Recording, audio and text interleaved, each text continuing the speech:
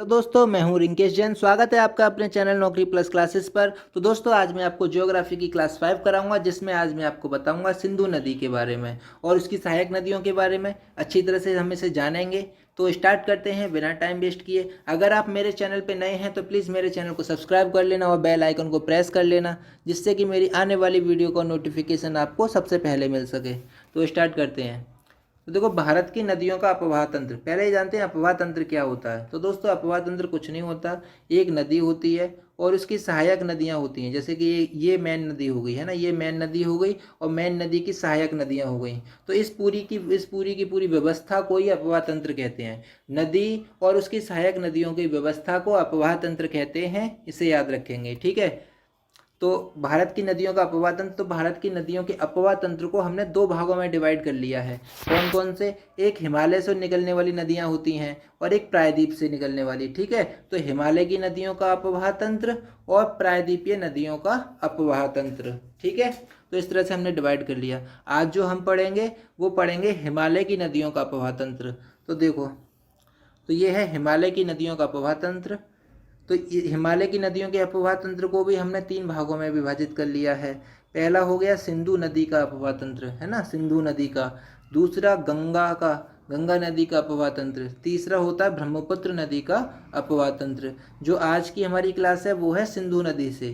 कौन सी? सिंधु नदी से। तो आज हम सिंधु नदी को अच्छी तरह से जानेंगे, सिंधु नदी के पूरे अपवाह तंत्र को, यानी कि सिंधु नदी और उसकी सहायक नदियों के बारे में अभी हम जानेंगे। इसके बाद गंगा नदी का पढ़ेंगे, फिर ब्रह्मपुत्र का, ठीक है। तो मैं मैप की सहायता से आपको समझाने का प्रयास करूंगा और उम्मीद करूंगा कि आपको समझ में आ जाए, ठीक। तो देखो, सिंधु नदी का अपवाह तंत्र तो कहाँ से होता है? सिंधु नदी का उद्गम, ये मेन चीज़ हो जाती है, इंपॉर्टेंट हो जाता है कि सिंधु नदी का उद्गम तिब्बत में कैलाश पर्वत श्रेणियाँ बोखरचू के निकट हिमनद से होता है। कहाँ से होता है? बोखरचू के निकट हिमनद से। एक ग्लेशियर है, हिमनद का मतलब ग्लेशियर है, ग्लेशियर से होता है। और इसे तिब्बत में सिंगी खम्बान अथवा शेरमुख कहते हैं। क्या कहते हैं तिब्बत में? सिंगी खम्बान अथवा शेरमुख कहते हैं। जब इसे मैप पे देखेंगे तो आपको समझ में आ जाएगा। देखो, ये है हमारा पास मैप, ये हमने मैप लिया है, ठीक है। अच्छा, तो आप देखेंगे कि यहाँ सिंधु नदी कहाँ से निकली है। आपको पता है तिब्बत कहाँ? देखो देखो भाई, ये है तिब्बत, ये भारत है, ये वाला भारत है, इस तरह से ऐसे करके। अच्छा, इसके साइड वाला ये आपका तिब्बत है, ये वाला क्षेत्र आपका तिब्बत है, ठीक है। अच्छा, विकास देखो, यहाँ पर कैलाश पर्वत है, यहाँ पर क्या है? कैलाश पर्वत। कैलाश के पास है बोखरचू, और बोखरचू यहाँ पे ये ग्लेशियर है। ये क्या है? ग्लेशियर। यहाँ से सिंधु नदी स्टार्ट होती है निकलना। ग्लेशियर से सिंधु नदी स्टार्ट होती है निकलना। कौन से ग्लेशियर से? बोखरचू ग्लेशियर से। बोखरचू ग्लेशियर से सिंधु नदी स्टार्ट होती है, ये सिंधु नदी है, ठीक है दोस्तों। अच्छा, ये ऐसे करके ये भारत में प्रवेश करती है। तो क्वेश्चन ये भी बन सकता है कि भारत में किस जगह प्रवेश करती है। ये भारत में प्रवेश कर गई तो किस जगह प्रवेश करती है? तो आप इसका जवाब देंगे दमचोक नामक स्थान पर प्रवेश करती है। कहाँ पर? दमचोक नामक स्थान पर प्रवेश करती है। दमचोक नामक स्थान पर सिंधु नदी भारत में प्रवेश करती है, ठीक है दोस्तों। तो आप इसे याद रखेंगे, ठीक है। अच्छा, ये भारत में प्रवेश कर गई, भारत में प्रवेश करते हुए ऐसे करके निकल रही है, ऐसे करके, ठीक है, ऐसे करके निकल रही है। तो आप देखेंगे, देखो, ये ऊपर लद्दाख पर्वत श्रेणी है, आपको ये दिखाई दे रहा होगा, और ये जास्कर पर्वत श्रेणी है, ठीक है। तो ये जास्कर और लद्दाख के बीच में से निकलती है, ठीक है। ये जास्कर और लद्दाख के बीच में से निकलती है, इस तरह से बीच में से निकल रही है। ऊपर लद्दाख है, नीचे जास्कर है, और लद्दाख और जास्कर के बीच में से निकलती है। और ये ऐसे करके यहाँ पर देखो, ऊपर की तरफ यहाँ पर एक गॉर्ज का निर्माण कर देती है। मैं भी आपको बताऊंगा गॉर्ज किसे कहते हैं। यहाँ पर गॉर्ज का निर्माण करके और ऐसे करके इधर से तरफ चली जाती है, ठीक है। ऐसे करके इधर चली जाती है, पाकिस्तान में चली जाती है। तो पाकिस्तान में कहाँ पर प्रवेश करती है? क्वेश्चन कैसे ही बनता है ना, भारत में कहाँ पर प्रवेश करती है और पाकिस्तान में कहाँ पर प्रवेश करती है। तो आप इसका जवाब क्या देंगे? पाकिस्तान में कहाँ पर प्रवेश करती है? तो पाकिस्तान में करती है, देखो, पाकिस्तान में एक जगह है दर्दिस्तान। कौन सी जगह? दर्दिस्तान। पाकिस्तान में एक जगह है दर्दिस्तान। दर्दिस्तान में चिल्लड़ पर निकट चिल्लड़ पे दर्दिस्तान में एक चिल्लड़ है और चिल्लड़ में प्रवेश करती है। कहाँ पर? चिल्लड़ में प्रवेश करती है। दर्दिस्तान में एक चिल्लड़ है और चिल्लड़ में प्रवेश करती है, ठीक है। तो आप इसे याद रखेंगे। तो भारत में कहाँ पर प्रवेश करती है? दमचोक नामक स्थान में प्रवेश करती है। पाकिस्तान में कहाँ पर प्रवेश करती है? तो दोस्तों, पाकिस्तान में प्रवेश करती है, दर्दिस्तान में चिल्लड़ के निकट प्रवेश करती है, ठीक है। तो ये चीज़ आपको याद रखनी है, ठीक है। अच्छा, तो इसकी सहायक नदियाँ क्या हो जाती हैं? कुछ इसकी सहायक नदियाँ भी हैं, है ना। तो देखो, सहायक नदियाँ क्या हो जाती हैं। तो जैसे कि मैंने आपको बताया था, ये ऐसे करके चलती है, ऐसे करके। तो आप यहाँ से देखेंगे ये वाली जो नदी है, ये वाली जो नदी है, ये वाली है ना, ये वाली नदी है जास्कर नदी है। कौन सी? जास्कर, जास्कर नदी है। जास्कर पर्वत श्रेणी से निकल रही है तो इसलिए जास्कर बोलेंगे, ठीक है। अच्छा, एक ये आती है श्योक नदी, श्योक नदी, ये श्योक है, ये श्योक है, ये श्योक लिखा हुआ है, ये श्योक नदी है। ये यहाँ पर ये श्योक नदी आकर इसमें इससे मिल गई आकर सिंधु नदी से। थोड़ा सा और ऊपर चले ऐसे करके थोड़ा सा ऊपर चले, ये ऐसे करके ये ऊपर से आ गई गिलगिट नदी। कौन सी नदी दोस्तों? गिलगिट नदी। ये गिलगिट नदी भी आके इसमें मिल गई, ठीक है। तो इसमें कौन कौन सी नदियाँ मिल गई जरा देखना। ये मिल गई एक जास्कर नदी, ये मिल गई एक श्योक नदी, और ये मिल गई एक गिलगिट नदी। और गिलगिट नदी से आते हुए ऐसे करके चली जाती है, ऐसे करके, ठीक है, ऐसे करके। और ये इसे जो बोलते हैं, ये नदी जो होती है इसे बोलते हैं काबुल नदी। कौन सी नदी? काबुल नदी। तो एक कुछ सहायक नदियाँ कौन कौन सी होगी? देखो कौन कौन सी होंगी, देखो गिनो। ये जास्कर होगी, ये जास्कर, जास्कर पर्वत श्रेणी से निकल रही है तो जास्कर हो गई। ये श्योक हो गई, ये वाली, ये श्योक हो गई, ठीक है, ये श्योक हो गई। और ये वाली गिलगिट हो गई, ये काबुल हो गई। ये कुछ 4 सहायक नदियाँ हो गई।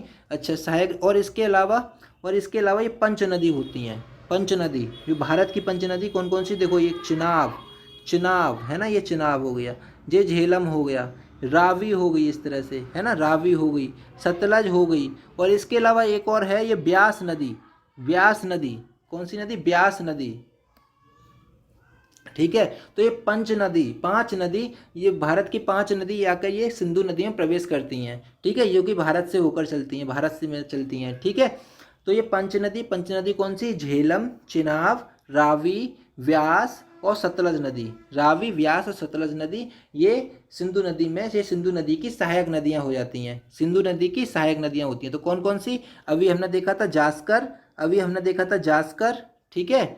अभी हमने ऊपर देखा था जास्कर, कौन सा? देखो ये है जास्कर, ये श्योक नदी, ऊपर से गिलगिट आ गई, और इधर से काबुल हो गई, और इधर से झेलम हो गया, चिनाब हो गए, रावी हो गई, सतलज हो गई, और ये व्यास नदी हो गई, ठीक है। तो ये कुछ सहायक नदियां हैं, ये सिंधु नदी की कुछ ये सहायक नदियां हैं, ठीक है। तो आपको ये याद रखनी है। इसे हम इन सबको हमने लिख भी दिया, फिक्र ना करें। अभी मैं आपको इसे मैप पे दिखा रहा हूँ जिससे कि आपको समझ में आ जाए, ठीक। अच्छा जी, ठीक है, चलो चलते हैं, इस आगे लिखा हुआ देखते हैं। देखो, सिंधु नदी का उद्गम तिब्बत में कैलाश पर्वत श्रेणी में बोखरचू के निकट हिमनद से होता है। कहाँ से होता है? बोखरचू के निकट हिमनद से होता है, यानी ग्लेशियर से होता है। और इसे तिब्बत में सिंगी खम्बान अथवा शेरमुख कहते हैं, ठीक है। क्या कहते हैं? सिंगी खम्बान और शेरमुख कहते हैं, ठीक है। अपने उद्गम से निकलने के पश्चात लद्दाख एवं जास्कर श्रेणियों के बीच, मैंने भी आपको बताया था कि लद्दाख और जास्कर श्रेणियों के बीच, लद्दाख ऊपर और जास्कर नीचे, और इस तरह से निकल जाती है ना। तो लद्दाख और जास्कर श्रेणियों के बीच से उत्तर पश्चिम दिशा में प्रवाहित होती हुई यह दमचोक के पास भारत में प्रवेश करती है। कहाँ पर प्रवेश करती है? भारत में प्रवेश करती है, दमचोक के पास। और लद्दाख और गिलगिट से प्रवाहित होने के दौरान एक गॉर्ज का निर्माण कर दर्दिस्तान में चिल्लड़ के निकट पाकिस्तान में प्रवेश करती है। किसमें प्रवेश करती है? पाकिस्तान में प्रवेश करती है। और सिंधु नदी की कुल लंबाई 2880 किलोमीटर, और भारत में इसकी कुल लंबाई कितनी है? 1114 किलोमीटर। कितनी है? 1114 किलोमीटर भारत में है, और सिंधु नदी की कुल लंबाई है 2880 किलोमीटर, ठीक है। अब एक बात आती है, गॉर्ज क्या होता है? ये गॉर्ज क्या होता है मैं भी आपको बताता हूँ। गॉर्ज क्या होता है? जब कोई नदी निकलती है, ठीक है, जैसे कि ये एक पर्वत है, पहाड़ की तरह, है ना, और यहाँ से इसके ऊपर से कोई नदी निकल रही है, ऐसे करके इसकी नदी निकल रही है, ऐसे करके। और पहाड़ सभी जगह से कठोर है, यहाँ से सब जगह से क्या है? कठोर पहाड़ है, ये सब कठोर पहाड़ है। एक जगह मैंने मान लिया यहाँ पे क्या है, एक जगह यहाँ पर मुलायम पहाड़ पड़ गया, तो ये जो आएगी ना, ये नदी आएगी, नदी मुलायम जगह को तोड़ देगी, मुलायम जगह को काट देगी। पहले ऐसे करेगी, पहले इस तरह से काटेगी, फिर इस तरह से काटेगी, फिर इस तरह से काटेगी, फिर इस तरह से काटेगी। तो इस तरह से ये अपनी रास्ता इधर ना होकर अब इसकी एक बार इसकी रास्ता इधर से निकलने लगती है, फिर, ठीक है। ये फिर ये किधर से निकलने लगती है? इधर से निकलने लगती है। अब ये इधर से नहीं निकल के अब ये किधर से निकलती है? इधर से निकलती है, यानी कि ये इसकी रास्ता चेंज हो जाती है। पहले सीधे सीधे चल रही थी, अब ये सीधे सीधे ना चल के अब ये ऐसे चलती है, ठीक है। तो इसी को कहते हैं गॉर्ज। ये गॉर्ज का निर्माण कर दिया, दो पहाड़ों को बीच में काट देती है नदी, तो वो गॉर्ज का निर्माण हो जाती है। जब किसी नदी के द्वारा दो पहाड़ियों को काटा जाता है तो वो गॉर्ज कहलाती है, ठीक है। आप इसे याद रखेंगे। उम्मीद करता हूँ समझ में आया होगा, ठीक। अच्छा, तो सिंधु नदी की सहायक नदियां मैंने भी आपको बताया था, श्योक, गिलगिट, काबुल, जास्कर और पंचनद। कौन कौन सी पंचनद? झेलम, चिनाब, रावी, व्यास और सतलज आदि होती हैं। ठीक है। अच्छा, पंचनद आपस में मिलकर पाकिस्तान में मीथन कोट के पास सिंधु नदी में मिल जाती हैं। कहाँ पर? मीथन कोट के पास सिंधु नदी में मिल जाती हैं। ठीक। तो ये पांचों नदियां हैं, ये पांचों नदियां जो यहाँ पे मिलती हैं सिंधु नदी पर, ये पांचों नदियां यहाँ पे आके मिल गई हैं। तो ये मीथन कोट है, यहाँ पे क्या है? मीथन कोट है। मीथन कोट के पास, ये मीथन कोट है, मीथन कोट के पास सिंधु नदियां मिल जाती हैं। ठीक है। अच्छा, और सिंधु नदी का मोहाना अरब सागर में है। मोहाना का मतलब सिंधु नदी कहाँ पर जाकर गिर जाती है? ये सीधे सीधे अरब सागर में गिर जाती है, इधर से ये इधर आती है, ये अरब सागर में गिर जाती है ना। ये सिंधु नदी है, ये सिंधु नदी है, ये सिंधु नदी आकर अरब सागर में गिर जाती है। तो उम्मीद करता हूँ आपको समझ में आया होगा ये सब कुछ। ठीक। अच्छा, इसके लिए कुछ नोट पॉइंट हमने लिख दिया है कि सिंधु नदी केवल लद्दाख संघ राज्य क्षेत्र में प्रवाहित होती है। कहाँ पर? केवल लद्दाख ही लद्दाख में प्रवाहित होती है सिंधु नदी। सिंधु नदी केवल लद्दाख संघ राज्य क्षेत्र में प्रवाहित होती है। सिंधु नदी जल समझौते 1960 के अनुसार भारत इसके विसर्जन क्षमता का केवल 20% भाग ही उपयोग कर सकता है। यानी कि भारत केवल 20% भाग ही यूज कर सकता है सिंधु नदी का। ठीक है, तो याद रखेंगे आप इसे। आगे चलते हैं। अब आते हैं पंचनद, यहाँ से क्वेश्चन बनते हैं अक्सर करके एग्जाम में। पंचनद, तो हमने पंचनद को पढ़ना स्टार्ट करते हैं। तो देखते हैं पंचनद में सबसे पहली नदी झेलम, सबसे ऊपर है झेलम। तो झेलम को देखते हैं। ठीक, मैप पे देखेंगे तो अच्छी तरह से समझ में आ जाएगा। ठीक, चलो मैप निकालते हैं, मैप पे देखते हैं। तो देखते हैं झेलम नदी। तो देखो झेलम नदी, ये आपकी झेलम नदी चल रही है। तो झेलम नदी यहाँ से स्टार्ट होती है, अब यहाँ से पीर पंजाल से, सॉरी रुक जाओ, अभी पीर पंजाल से स्टार्ट होती है, पीर पंजाल से। तो पीर पंजाल में यहाँ पे शेषनाग झील है। कौन सी झील है दोस्तों? शेषनाग झील है। यहाँ पे शेषनाग झील है। शेषनाग झील कहाँ पर है वो मैं ये बता रहा हूँ। ये है ना, यहाँ पर शेषनाग झील है। तो शेषनाग झील से चलती है, शेषनाग झील से चलती है। तो झेलम नदी का उद्गम शेषनाग झील से होता है। कहाँ से होता है? शेषनाग झील से। ये पीर पंजाल में स्थित वेरीनाग के पास शेषनाग झील है। शेषनाग झील से ये चलती है। और ये आपको दिखाई दे रही होगी वुलर झील से होते हुए ऐसे करके होते हुए, और ये यहाँ से ऐसे इस तरह से चली जाती है और यहाँ पे आके चिनाब पे मिल जाती है। तो चिनाब पे किस जगह मिलती है?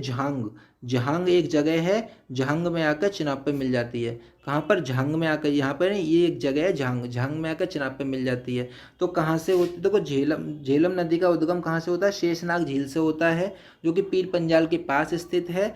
ठीक है। और ये वुलर झील से होती हुई, और ये इस तरह से आती है, इस तरह से चलती है, इस तरह से। ठीक है, इस तरह से चलती हुई और यहाँ पर आकर चिनाब पे मिल जाती है। चिनाब पे कहाँ मिलती है? जहांग पे मिलती है। ये कुछ पॉइंट है आपको याद रखने हैं। झेलम नदी का उद्गम कहाँ से? शेषनाग झील से। कहाँ से? शेषनाग झील से। और चिनाब नदी पर कहाँ पे आके मिलती है? जहांग नदी पर आके मिलती है। आपको ये याद रखना है। इसके अलावा ये वुलर झील से होती हुई चलती है। और देखो ये जो मैंने आपको बनाया ये वाला है ना, रुक जाओ ये भी एक मिनट, ये है, ये चलती है यहाँ से चलती है ये झेलम नदी। ठीक है। तो ये ना, ये भारत और पाकिस्तान की सीमा से चल रही है, भारत और पाकिस्तान की सीमा से चल रही है। तो ये कहाँ से कहाँ तक चलती है? तो दोस्तों ये चलती है, ये मुजफ्फराबाद, ये ऊपर वाला मुजफ्फराबाद है, मुजफ्फराबाद। और जो नीचे वाला है ये वाला इसे कहते हैं मीरपुर। क्या कहते हैं? मीरपुर। यानी कि भारत और पाकिस्तान की सीमा से चलती है, सीमा पर चलती है, मुजफ्फराबाद से लेकर मीरपुर तक चलती है। मुजफ्फराबाद से लेकर कहाँ तक चलती है? मीरपुर तक चलती है। ठीक है। चलो अब इसे लिखा हुआ देख लेते हैं। देखो, तो झेलम नदी का उद्गम पीर पंजाल में स्थित वेरीनाग के निकट शेषनाग झील से होता है। कहाँ से होता है? शेषनाग झील से होता है। और ये वुलर झील से होती हुई पाकिस्तान में जहांग के निकट चिनाब से मिल जाती है। कहाँ पे मिल जाती है? जहांग के निकट चिनाब से मिल जाती है। ठीक है। और पाकिस्तान में प्रवेश करने से पहले यह नदी एक गहरी घाटी का निर्माण करती है, जिसे बांस मंगल कहते हैं। जिसे क्या कहते हैं? बांस मंगल कहते हैं। ठीक है। और इसके अलावा जम्मू कश्मीर में झेलम नदी मुजफ्फराबाद से मीरपुर तक भारत एवं पाकिस्तान सीमा रेखा से होकर बहती है। कहाँ से? मुजफ्फराबाद से मीरपुर तक। मैंने अभी आपको बताया था, ऊपर वाला मुजफ्फराबाद हो गया, नीचे वाला मीरपुर हो गया। तो इस तरह से बहती है, फिर इस तरह से जाकर चिनाब में जाकर मिल जाती है। ठीक है। और झेलम नदी पर जम्मू कश्मीर में तुलबुल और उरी परियोजनाएं हैं। कौन कौन सी? तुलबुल और उरी परियोजनाएं हैं। तो आपको याद रखनी है तुलबुल और उरी परियोजनाएं, मुजफ्फराबाद से मीरपुर तक याद रखना है, ये सब कुछ याद रखना है आपको। ठीक है, ठीक, ये तो इम्पोर्टेंट ही हो जाता है कि झेलम नदी कहाँ से निकलती है? शेषनाग झील से निकलती है। पाकिस्तान में चिनाब पे कहाँ पे मिलती है? झांग नदी पर, झांग नामक स्थान पर जाकर मिलती है। ठीक, कहाँ पर? झांग नामक स्थान पर मिलती है। तो आपको याद रखना। आगे चलते हैं चिनाब नदी। अब देखते हैं चिनाब को, चिनाब को मैप देखो। अब आते हैं चिनाब नदी पर। दूसरी कौन सी नदी है? चिनाब नदी। अब चिनाब नदी को मैप पे देखें, जब मैप पे देखते हैं चिनाब नदी को, समझ में आ जाएगा। तो देखो ये है चिनाब नदी, देखो जी, देखो यहाँ पे आती है चिनाब नदी। रुको 1 मिनट, देखो ये चिनाब नदी यहाँ से आती है, यहाँ से स्टार्ट होती है चिनाब नदी। ये सब आपकी चिनाब नदी है, ये सब आपकी चिनाब नदी है। ठीक है, चिनाब नदी सबसे बड़ी सहायक नदी है सिंधु की। चिनाब नदी सबसे बड़ी सहायक नदी है सिंधु की। ठीक है, सबसे बड़ी सहायक नदी कौन सी है सिंधु की? चिनाब नदी। क्वेश्चन बनेगा एग्जाम में कि सिंधु की सबसे बड़ी सहायक नदी कौन सी है, तो आप इसका जवाब देंगे चिनाब नदी सबसे बड़ी सहायक नदी है सिंधु की। ठीक है, अच्छा, इसकी लंबाई कितनी है? भारत में इसकी लंबाई कितनी है? 1180 किलोमीटर की है। कितनी? 1080 किलोमीटर की भारत में इसकी लंबाई है। ठीक है, अच्छा, तो इस नदी को, चिनाब नदी को, ये हिमाचल प्रदेश से निकलती है। तो हिमाचल प्रदेश में चिनाब नदी को क्या कहते हैं? चंद्रभांगा कहते हैं। क्या कहते हैं? चंद्रभांगा कहते हैं। क्या कहते हैं दोस्तों? चंद्रभांगा कहते हैं। चिनाब नदी को हिमाचल प्रदेश में चंद्रभांगा कहते हैं। ठीक है, तो चलते हैं, इसे देखते हैं, इसको देखते हैं। चिनाब नदी यह सिंधु नदी की सबसे बड़ी सहायक नदी है। भारत में इसकी लंबाई 1180 किलोमीटर है, यानी कि 1180 किलोमीटर है। हिमाचल प्रदेश में इस नदी को चंद्रभांगा के नाम से जानते हैं। किसके नाम से? चंद्रभांगा के नाम से जानते हैं, आपको ये याद रखना है। इसके अलावा चिनाब नदी पर कुछ जल परियोजनाएं हैं। कौन कौन सी? बगलहार परियोजना, सलाल परियोजना और दुलहस्ती परियोजनाएं हैं। ठीक है, कौन सी परियोजनाएं हैं दोस्तों? बगलिहार परियोजना, सलाल परियोजना और दुलहस्ती परियोजनाएं हैं चिनाब नदी पर। तो आपको ये याद रखना है। ठीक है, अच्छा, अब आते हैं रावी नदी। अब चलते हैं रावी नदी पर। तो रावी नदी को देखते हैं, मैप पे देखते हैं पहले रावी नदी को। देखो रावी नदी, देखो ये है रावी नदी, ये ऐसे करके और ये इस तरह से यहाँ पे चलती है। देखो मैं बता रहा हूँ, 1 मिनट, ये इस तरह से है ना, ऐसे करके इस तरह से, और ये यहाँ पे आके मिल जाती है चिनाब पे आके। ठीक है, तो ये है आपकी रावी नदी। ठीक है, रावी नदी ये वृहद हिमालय से मिलती है। ये वृहद नीला जो वृहद हिमालय है, ये वृहद हिमालय का रोहतांग दर्रा है। यहाँ पर कौन सा दर्रा? रोहतांग दर्रा है। यहाँ पर रोहतांग दर्रा है। रोहतांग दर्रा के पश्चिम से निकलती है। रोहतांग दर्रा के कहाँ से निकलती है? पश्चिम से निकलती है, पश्चिम से, है ना। और ये चंबा घाटी से होती हुई निकलती है, और ये पाकिस्तान में सराय सिंधु के पास चिनाब पे मिल जाती है। ये सराय सिंधु, इसे क्या कहते हैं दोस्तों? इसे सराय सिंधु कहते हैं। क्या क्या कहते हैं? सराय सिंधु। सराय सिंधु के पास चिनाब पे आकर मिल जाती है। सराय सिंधु के पास चिनाब पे आकर मिल जाती है। ठीक है, तो ये कहाँ से निकलती है? रोहतांग दर्रे के पास। ये आपका दर्रा हो गया, ये दर्रा हो गया, और ये यहाँ से निकलती है, रोहतांग दर्रे के पश्चिम से निकलती है, और ये पाकिस्तान में आकर सराय सिंधु के पास चिनाब में जाकर मिल जाती है। ठीक है, तो याद रखेंगे आप, इसे देख लो। रावी नदी, इसका उद्गम हिमाचल प्रदेश में वृहद हिमालय के रोहतांग दर्रे के पश्चिम में होता है। ये चंबा घाटी में प्रवाहित होती है। यह पाकिस्तान में सराय सिंधु के पास चिनाब से मिल जाती है। पाकिस्तान में सराय सिंधु के पास चिनाब से मिल जाती है। और रावी नदी पर निर्मित परियोजना कौन कौन सी हैं? चमेरा और थीन परियोजना हैं। कौन सी परियोजना? चमेरा और थीन परियोजना रावी नदी पर निर्मित परियोजनाएं हैं। ठीक है, याद रखेंगे आप इसे। आप फिक्र ना करें, आपको मैं इसका PDF प्रोवाइड कर दूंगा। इसका PDF लेने के लिए आपको मेरा टेलीग्राम चैनल ज्वाइन करना पड़ेगा, नौकरी प्लस क्लासेस। ठीक है, इसका मैं लिंक डिस्क्रिप्शन में दे दूंगा। ठीक है, तो देखो अब देखते हैं ब्यास नदी। ब्यास नदी भी रोहतांग दर्रे के पास ब्यास कुंड से निकलती है। ठीक है, रोहतांग दर्रे के पास ब्यास कुंड से निकलती है। चलो देखते हैं इसे मैप पे। तो देखो व्यास नदी को देखेंगे, व्यास नदी को देखो, ये व्यास नदी है, ये ऐसे करके यहाँ तक चलती है, केवल यहाँ पर सतलज में मिल जाती है। ठीक है, तो ये कहाँ से निकलती है? तो दोस्तों ये निकलती है, देखो ये इस तरह से, ये था रोहतांग दर्रा। रोहतांग दर्रे के पश्चिम से तो निकली थी कौन सी? रावी नदी। और इधर से पूरब से इधर इस साइड से निकलती है कौन सी नदी? ब्यास नदी। ब्यास नदी कौन सी जगह से? ब्यास कुंड से निकलती है। ब्यास नदी ब्यास कुंड से निकलती है। कहाँ से निकलती है, ब्यास नदी ब्यास कुंड से निकलती है, यहाँ से निकलती है। और ये हिमाचल प्रदेश में कुल्लू घाटी से होकर बहती है और यहाँ से आते हुए, और इस ये पंजाब है, जैसे ये पंजाब लिखा हुआ है, ये आपका ये पूरा पंजाब है ना, ये पूरा पंजाब है। तो पंजाब में होशियारपुर ज़िले में स्थित तलवाड़ा नामक स्थान पर ये मैदानी भाग में प्रवेश करती है। और ये यहाँ पर सतलज जो प्रयाग आके जो मिलती है, तो इसे बोलते हैं, ये कौन सा स्थान है, इसे बोलते हैं हरके। ये कौन सा स्थान है, हरके। ये हरके नामक स्थान पर मिलती है। तो पाकिस्तान जो पंजाब में ये हरके नामक स्थान पर किससे मिल जाती है, सतलुज से मिल जाती है। हरके नामक स्थान पर सतलुज से मिल जाती है। ठीक है, तो देख रहे होगे आप, देखो ये वाली जो जगह है ये हरके है और ये सतलज नदी है। ये वाली जो नदी है वो सतलज नदी है।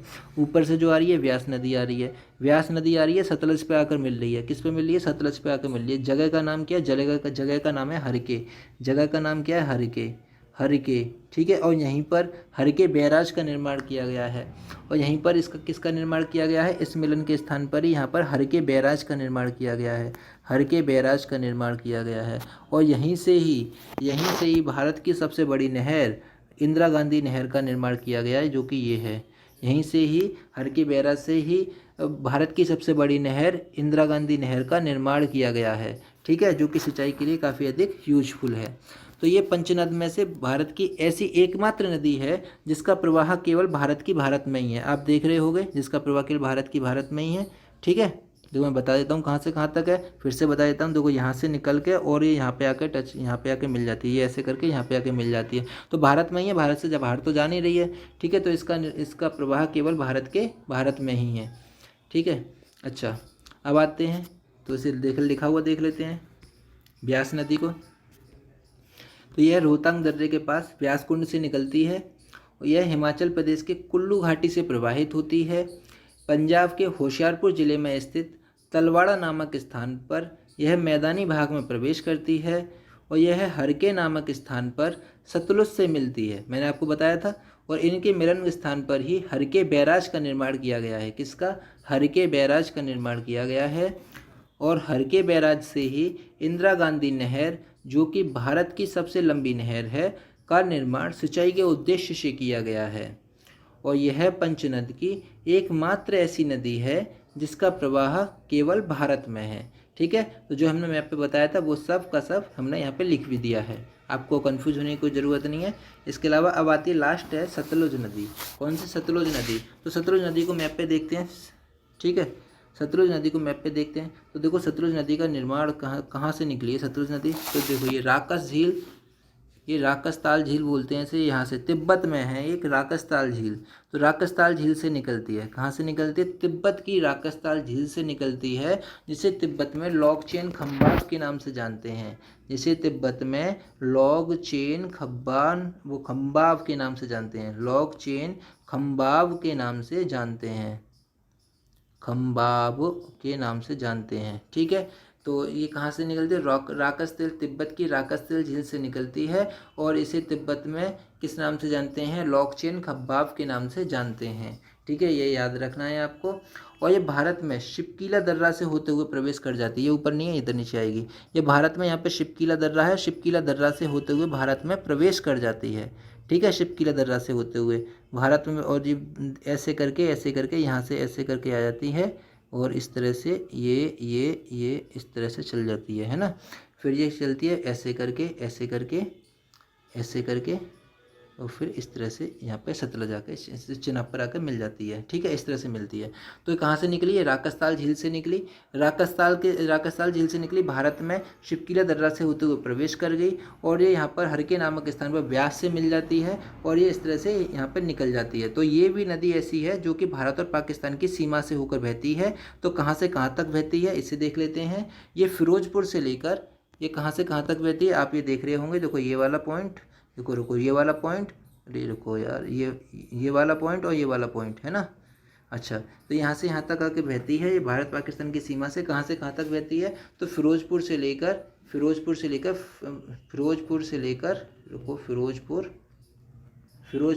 फाजिल्का तक। कहाँ तक, फाजिल्का तक फिरोजपुर से लेकर फाजिल्का तक बहती है। यहाँ फिरोजपुर से लेकर फाजिल्का तक बहती है, यहाँ से यहाँ तक क्या है, फाजिल्का तक बहती है। ठीक है, भारत की सीमा से बहती है। ठीक है। और यहाँ पर और बता देता हूँ, यहाँ पर इस तरफ यहाँ पर भाखड़ा नांगल परियोजना है जो कि सतलज नदी पर बनी हुई है। कौन सी परियोजना? भाखड़ा नांगल परियोजना है जो कि सतलज नदी पर बनी हुई है। ठीक है, तो देखते हैं इसे। सतलुज नदी यह तिब्बत की पठार की राकसताल झील से झील से निकलती है। देखो कोई कहीं कहीं राकसताल मिला हुआ देखने को मिलता है, कहीं कहीं पे राक्षस ताल देखने को मिलता है, तो आप इसमें कंफ्यूज नहीं होना, राक्षस ताल राकसताल एक ही है। ठीक है, जहाँ इसे लॉकचेन खंबाब के नाम से जाना जाता है। ये नदी भारत में प्रवेश करने से पहले लगभग 400 किलोमीटर तक सिंधु के समानांतर प्रवाहित होती है तथा शिपकीला दर्रा से होकर भारत में प्रवेश करती है। क्वेश्चन एग्जाम में क्या बनने वाला है कि सतलुज नदी भारत में कहाँ से प्रवेश करती है, तो आप इसका जवाब देंगे शिपकीला दर्रा से होकर प्रवेश करती है। कौन से? शिपकीला दर्रा से होकर प्रवेश करती है। और इसमें एक लाइन और लिखी है, ये नदी भारत में प्रवेश करने से पहले लगभग 400 किलोमीटर तक सिंधु के समानांतर प्रवाहित होती है। तो इसे देख लेते हैं क्या कैसे कौन सी प्रवाहित हो रही है। तो देखो इधर से देखो, ये है, ये सतलुज नदी निकलती है। देखो ये सतलुज नदी है और ये आपकी क्या है, ये क्या है आपकी, ये सिंधु नदी है। तो इन दोनों को समांतर है और ये कितनी है? 400 किलोमीटर है। ठीक है, ये 400 किलोमीटर तक प्रवाहित होती है। कितनी? 400 किलोमीटर तक। ये भारत में प्रवेश करने से पहले ही सतलज नदी सिंधु नदी के समांतर 400 किलोमीटर तक प्रवाहित होती है। सतलज नदी सिंधु नदी के समांतर 400 किलोमीटर तक प्रवाहित होती है। ठीक है, अच्छा देखो, और सतलज नदी भी फिरोजपुर से फाजिल्का के बीच भारत पाकिस्तान की सीमा से होती हुई बहती है। और इस नदी पर भाखड़ा नांगल परियोजना है। कौन सी परियोजना है दोस्तों? भाखड़ा नांगल परियोजना है। और सतलुज की कुल लंबाई 1450 किलोमीटर है और भारत में इसकी लंबाई कितनी है? 1050 किलोमीटर है। भारत में इसकी लंबाई कितनी है दोस्तों? 1050 किलोमीटर है। ठीक है, तो ये होता है आपका सिंधु रिवर सिस्टम, जो हमने सारा का सारा पढ़ लिया। ठीक है, तो मिलते हैं नेक्स्ट वीडियो पर, तब तक के